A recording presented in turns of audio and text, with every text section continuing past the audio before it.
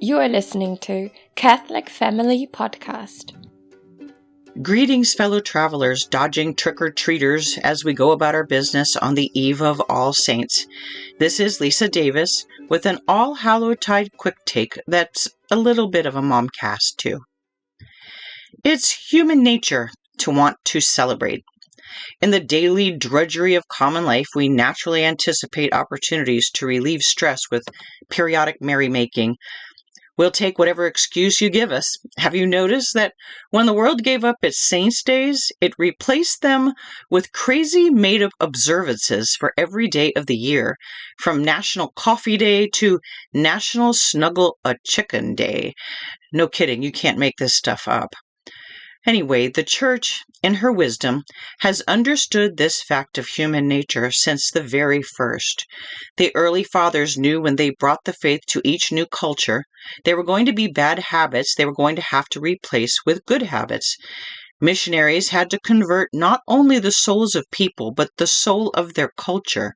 The first Catholic counterculture activists took the annual pagan rituals, converted their meanings, and adapted their trappings to Christian themes.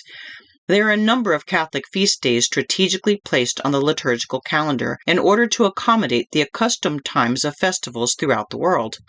And it turns out that the converts, enlightened by grace, were perfectly fine with this. When it came right down to it, they just wanted to have festivals to look forward to that marked the seasons like they were used to doing, and they were more than pleased to mark the seasons with the saints. The institution of the Feast of All Hallows, which of course means All Saints, was the Church's replacement for the Roman Feast of the Dead called Feralia. Originally celebrated in May, Pope Gregory III moved the date of All Saints' Day to November 1st in 732, dedicating on that day a chapel in the Vatican to all the saints. By the time of the 8th century, Ireland and Bavaria, linked by the early Irish missionaries to Germany, were already celebrating All Saints' Day as an antidote to the pagan feast of Samhain. In 835, Pope Gregory IV extended the feast day to the whole Church and declared it a holy day of obligation. In the 10th century, Saint Odilo of Cluny was the first to celebrate All Souls' Day following immediately after All Saints' Day, and this fruitful feast day was quickly extended to the entire Church. It's only natural and fitting, after honoring the Church triumphant, to then pray for the Church suffering, so they can join the Church triumphant. The original intention of the Church was to replace demonic pagan holidays with two feasts that were diametrically opposite to them and purely Catholic, honoring those who are in heaven and praying for those who want to be in heaven. As Catholics in 2022, though, we find ourselves smack in the middle of these diametrically opposed cultures. We're trying to live good Catholic lives, but doesn't matter where you go, you're haunted with Halloween week, or maybe I should say month. It's been going on at Walmart since August or September. The whole world is aglow with orange lights and cobwebs, and we've run into ghouls and goblins everywhere. In place of perfectly respectable yards, I now pass haunted graveyards on my way through town. A tiny little Jason, all of maybe 7 years old and complete with goalie mask and machete, crossed in front of us at a crosswalk, and the girl who seated us at Applebee's had black lips and pink hair. But then maybe she always has black lips and pink hair. You never know these days.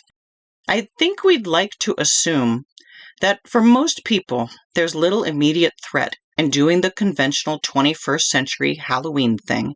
A little girl collecting candy door to door in a pointed black hat and fake green nose tied behind her head with elastic isn't going to suddenly turn Wiccan overnight. 6-year-old pirates don't generally grow up to loot and pillage. Teenagers who go to Halloween haunted houses dressed like Freddy Krueger don't usually become serial killers. And certainly there can be little harm in touring the neighborhood with our wee ones dressed up like little princesses and ladybugs, right? I mean, we all enjoyed these spooky Halloween traditions when we were kids, and we turned out all right, didn't we? Well, we did, didn't we? I think most would say, like I do, yeah, not too bad, considering. I mean, I'm trying hard to save my soul, regardless of some near misses when I was younger and constant fits and starts and lethargy as I get older. But the question here is not whether you or I turned out all right. It's how best to be sure our children turn out, not just all right, but same as us, whether or not they're on the road to sainthood. The question always needs to be, what's best for my kid's soul? Not what's okay, but what is the best atmosphere to raise them in? How can we protect them? What's important and what's just window dressing?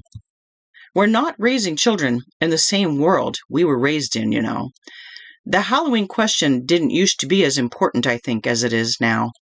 In former times, save from the Victorian days when Halloween first caught on, up until the 50s or 60s, the spooks and tricks of Halloween were most likely less morally threatening to our children because they were weighted against a more wholesome world. Not only was the world a comparatively safer place, but for the most part, good was acknowledged as good and evil was known to be evil. Our world today, though, has lost its perspective on good versus evil. Big time. Take a look at this generation's pop idols. Horror movie characters Freddy Krueger and Jason have achieved the same folk hero status as Spider-Man and Captain America. Vampires are apparently still a thing out there, and witches top the list in most bought costume this year, with a weird subset of costumes from the movie Hocus Pocus, and there's a whole podcast in how horrifying that is. We're seeing Baby Yodas again this year, and oddly enough, characters from the dark and disturbing cable show Stranger Things. That's among children, mind you. The adult list, well, you can imagine what you find on there, and some of it is just plain scandalous. I think most traditional Catholic families try to downplay the old evil that has returned to smother the wholesome meaning of our Catholic holidays, our holy days. But Halloween may be the one that's hardest to overcome. Out of all the holidays, I think Halloween has reverted most to its pagan beginnings. And while most of our Catholic holidays have been co-opted by crass commercialization and secularization, none of them has fallen into such a blatantly unwholesome set of new traditions as Halloween. Let's face it, much of it's downright demonic, and unapologetically so. But we excuse it because it's an American tradition, and, well, we did it when we were kids, and we turned out all right. It should be okay to follow along in the old American tradition so long as we don't dress our children as witches or devils, shouldn't it? Well, here's my thought on that. If the church thought it was okay to go along with the pagan festivals 1,500 years ago, it wouldn't have replaced Feralia and Samhain with something as diametrically opposite as the Feast of All Saints and the Feast of All Souls. It seems to me that Holy Mother Church, who wants what is best for the souls of her children, wants us to celebrate All Saints' Day and All Souls' Day instead of whatever pagan or secular observation may be going on in our world, not along with, instead of. Not every child or grown-up will be negatively affected by a few days' journey into a dark world, perhaps, but what about the ones who will be? Highly sensitive children aren't even the ones most at risk here, but children who might have an unhealthy interest in dark matters kindled and, heaven forbid, eventually come to experiment with the occult. You don't think this could happen to your child? Read the statistics on the rise in numbers of teens joining Wicca just since the J.K. Rowling books have been published. The devil is a busy little loser. He'll use every opportunity he can, and Halloween is an old favorite vetting ground for him. During these 3 days of All Hallowtide, we get to see a church-focused crisscross over the barriers amongst the church militant, which is us, the church suffering, the souls in purgatory, and the church triumphant, the souls in heaven. Today, on the Vigil of All Souls, we're given a special opportunity to contemplate our place among these three. Here we are, you and I, members of the church militant, preparing to honor the church triumphant tomorrow on All Saints' Day. And look at all the secular Halloween hoop-de-doo testing us like it does every year. Do we cave into the children's whining to dress up like everyone else on the block and do what everyone else is doing? Or do we celebrate the day in a wholesome, godly way that points us in the direction of the saints? We know what the Church wants us to do, and it's not as if we're sacrificing anything by changing the nature of our celebration. We can all still go to bed with a stomachache. Just kidding. But I know you all know because I'm preaching to the choir. All Saints' Day parties are the best, and most parishes host them. If you're too far away to attend one, have a family All Saints' Day party. You can start celebrating on October 31st and think up events to last all the way through All Saints' Day tomorrow if you like. And why not? What's a more important memory to imprint on the hearts of our children?